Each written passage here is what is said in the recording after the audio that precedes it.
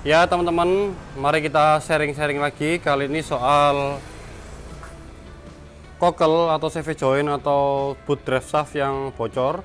Kali ini unitnya beda dengan biasanya. Kalau biasanya unitnya adalah Honda BR-V, ini Honda HR-V tahun 2016. Kilometernya masih dikit mobil ini, 66 ribuan. Bentar.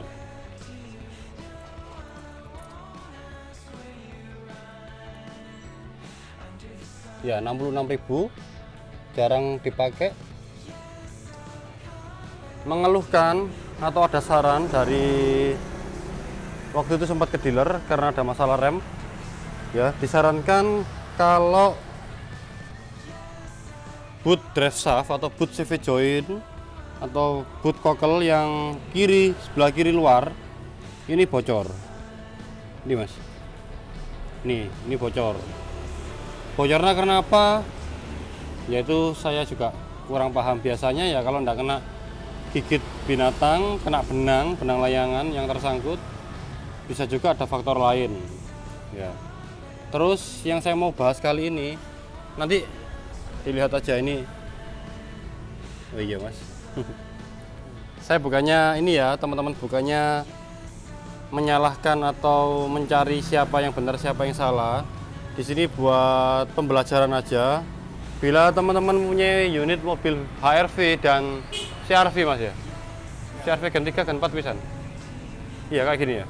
Nah, bila teman-teman punya mobil HR-V terus CR-V generasi ketiga, CR-V generasi keempat, ball jointnya yang model seperti ini untuk pembukaannya tidak dipukul ya teman-teman ya, tidak dipukul atau dipres pakai tracker nih Mas. Ini BR-V. Ini saya enggak mencoba mencari kesalahan dari pihak lain, tapi kita buat pembelajaran semua, sama-sama belajarnya. Kita di sini sharing ya teman-teman ya. Kalau yang biasanya Honda BR-V atau Mobilio kita track seperti ini. Tapi ini juga ada resikonya. Resikonya kalau kita track terus ini kan di sini ya, di ball joint jupun ini Mas, apa? Jupun lower arm mesin bekas. Ya, di track di baut dari ball joint masuk ke track ini resikonya baut ball jointnya bengkok. Ya, ini kan seperti ini teman-teman ya. Seperti ini ya. Ini kan ditekan. Ini resiko bisa bengkok. Bahkan kita harus ngikir berkali-kali. Ini sering kejadian. Ini kasus pakai ini juga sempat bikin trauma tim kita, tim BSA, karena itu tadi bisa bikin bengkok dari sebuah baut ball joint atau ball joint S ini ya teman-teman ya. Makanya kalau teman-teman yang ganti yang menyaksikan video ini unit BR-V nya dipukul untuk unit BR-V ya mohon maaf, itu karena faktor trauma. Resiko kalau dipukul, kalau yang tidak benar, resiko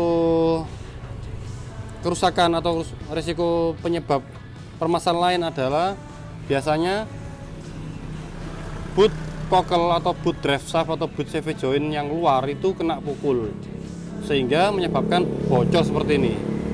Olin Mas, olin. Nah ini kemungkinan kepukul. Kita taunya kepukul kenapa? Ini ada bekas pukulan. Masih ono Mas. Ini ada bekas pukulan.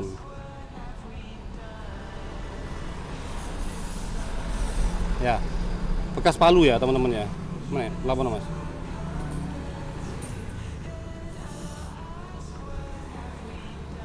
Ada bekas palu. Ya, oke. Ya, bekas palu ya. Kelihatan ya. Padahal untuk ngelepas sebuah ball joint unit HR-V, CR-V gen 3 dan gen 4 itu kita cuma ngelepas 2 skrup baut, 2 skrup 14 sama satu baut 14 yang ada 17 semua ya. 2 baut, 2 mur 17 dan satu baut 17 yang ada di ball jointnya ini. Bentar. Ya ini. Jadi lower armnya Honda HR-V itu beda dengan BR-V. Kalau BR-V input jadi satu, kalau ini ball jointnya terpisah. Tapi kalau kita beli lower arm set Honda HR-V itu dapat juga ball joint-nya. Jadi teman-teman, untuk yang pengguna mobil tadi itu HR-V, CR-V Gen 3, Gen 4 itu kalau mau ngelepas ball joint, atau teman-teman mungkin saya mau sharingkan ke teman-teman pengguna layanan servis lain, bengkel lain, kalau bisa jangan dipukul ya teman-teman ya. Dipermudahkan dengan kita ngelepas 2 mur sama 1 baut ini aja, terus bisa lepas, tinggal nyongkel aja sudah bisa lepas ya. Jadi efeknya nanti seperti ini. Kalau diganti originalnya ini mahal banget, hampir 2 juta sih. Kita lihat RPA nih, 1 juta, di atas 1.500.000. Bentar. Jadi itu teman-teman, kalau penanganan yang kurang oke menyebabkan kerusakan di spare part lainnya. Sebentar, tak carikan dulu di cat saya ini yang originalnya. Nah, ini boot ini satu, sisi luar ini ya, bootnya tok. Ambil mas, ini mas. Ya ini yang original, ini pakai yang biasa ini. 2.220.000. Satu boot ini tok, tanpa daleman, tanpa isinya, cuman karetnya ini aja. Ini saya belikan yang 4 alternatif sekitaran 150 sampai 200 ya. Jadi ini tok harganya 2.220.000 ya, 2.220.000, dan barangnya kosong. Ini saya 2 kali untuk penggantian boot drive shaft luar BRV ini, padahal harusnya tidak pernah terjadi. Ini faktor karena habis perbaikan kaki-kaki, contohnya seperti ini kepukul. Sayang sekali ya. Saya sekali lagi bukan menyalahkan atau memperdebat pengerjaan teman-teman bengkel kaki-kaki ya, tapi saya mau juga sharing untuk perlakuan bila ball joint seperti ini tidak perlu dipukul, karena dilepas 2 mur sama 1 baut ini aja cukup. Saya juga kalau yang unit Mobilio, Jazz, BRV itu juga rata-rata juga kami pukul. Kalau selain kami pakai ini, kalau ganti lower arm pasti pakai tracker ini, jadi kita enggak takut resiko ball joint-nya bengkok atau ulirnya ini rusak. Kalau enggak ganti, kemungkinan kebanyakan sekarang ini dipukul lagi karena beberapa kali membuat ball joint beratnya ini rusak atau bengkok. Jadi harus penanganannya lamanya di sini nanti perawatannya. Oke, yang ini sudah selesai ya teman-teman. Jadi harus hati-hati ya. Ini biar nggak kepukul seperti ini, grease-nya akhirnya meluber, malah jadi keluar uang banyak. Jadi pingin jadi hemat, jadi malah keluar uang yang tidak sedikit. Terus saya mau bahas lagi kondisi drive shaft dalam, CV joint dalam dari sebuah mobil HR-V. Ini konstruksinya hampir seperti punya BRV, juga ada seal-nya ini. Terus bukan mas, mas, gak mas. Lanjut no. Ya, ini juga ada seal-nya teman-teman. Juga ada seal-nya seperti ini, seperti hanya mobil HR-V. Nah, ini bootnya seperti ini. Ya, ini tripod CV joint dan itu bearing CV joint. Hampir sama konstruksinya. Cuman yang kami amati barusan ini yang membedakan, ini kita sharing lagi ya soal ini ya, apa yang bikin BRV itu kok cepat aus juga. Kalau dari cara klaimnya, ini punya apa BRV ya? Cara klaim dan tipe klaim yang dipakai seperti ini, punya HR-V ya. Ini punya BRV ya. Ini punya BRV ya, seperti ini ya. Jadi kita masanya pakai tang aja. Terus kalau yang punya HR-V itu lebih ini. Ini ada penguncinya yang lebih kokoh kayak yang di belakang, kayak yang di ini kecil ini. Bisa dikuncinya double ibaratnya ini. Nah, kalau ini punya, tadi ini kan kita kan mengandalkan cuma dari cowakan ini ya. Kalau sudah cetak ya sudah. Nah, kalau ini double, selain dari cowakan, kita juga bisa pengencangan dari klemnya ini, kita pakai tang jepit atau tang catut ya buat paku itu. Yaitu biar mempererat atau memperkuat dari pengikatan sebuah boot drive shaft bagian dalam. Kalau HRV tidak ada tambahan, jadi wis manut dengan ukuran dari ini BRV ya, manut dari ukuran sebuah klemnya ini. Yang mungkin saya analisa ya, ini cuman tim kami aja ini tadi berunding, kemungkinannya dari ini yang kurang rapat ya punya BRV itu ya. Kalau punya HRV seperti ini dia lebih rapat, padahal kalau dibilang torsinya lebih besar, HRV ini kan juga lebih besar, bebannya juga dia lebih berat ya mobilnya ya, kemungkinan ya. Ya, jadi mungkin dari pihak Honda ya bisa diperbarui lagi atau coba terobosan penggantian klem untuk boot drive shaft bagian dalam, karena secara konstruksi punya Mobilio juga sama, ada sealnya seperti ini tapi tidak ada pernah masalah. Punya HRV ternyata juga sama seperti ini tapi tidak ada masalah.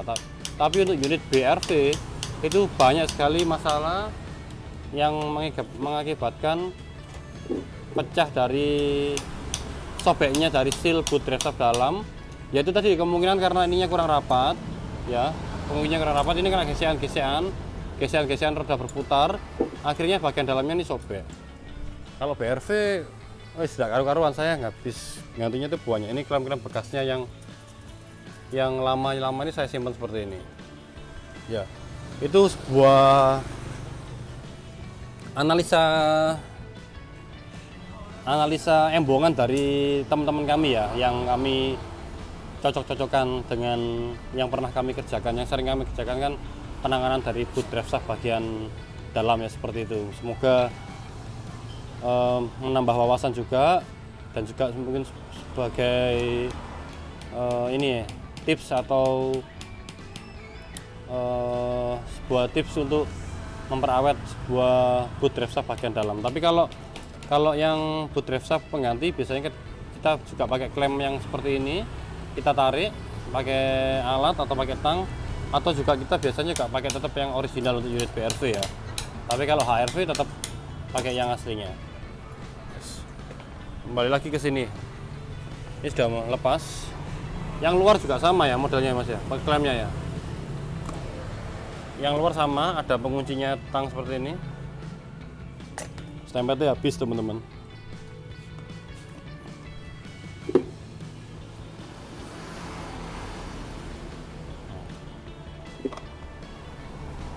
Seperti itu. Stempelnya, gemuknya habis. Nah, terus beda lagi ya untuk yang boot drive, untuk yang kokel bagian dalam, kalau dia kehabisan stempel atau kehabisan gemuk, itu akan mengalami getaran di jalan-jalan tertentu, getaran di bodi ya, kerasa getaran atau bunyi grek karena kehabisan stempel. Kalau yang sisi luar, kokel bagian luar ini kehabisan stempel atau stempelnya kering, ini menimbulkan bunyinya waktu kita belok. Kita belok itu ada bunyi kretek, itu bisa dari sini. Tapi belok tidak hanya dari tidak hanya dari kokel bagian luar aja teman-teman ya. Belok bunyi itu menurut saya ada 3 penyebabnya yang bikin bunyi. 1 dari ball joint, ini bisa bikin bunyi. 2 bisa dari kokel bagian luar yang kering. 3 bisa dari shockbreaker atau spiral shockbreaker yang karetnya atau dudukan karetnya mengeras sehingga dia menyebabkan bunyi seperti itu. Jadi macam-macam bunyi, macam-macam analisanya. Untuk urutan pekerjaannya harus dianalisa sesuai dengan kondisi spare part mobil tersebut ya. Ini kehabisan stempelnya tinggal sedikit karena sudah muncar tadi ke ban atau ke knuckle maupun ke piringan cover piringan rem. Oke, ini biar dibersihkan dulu aja.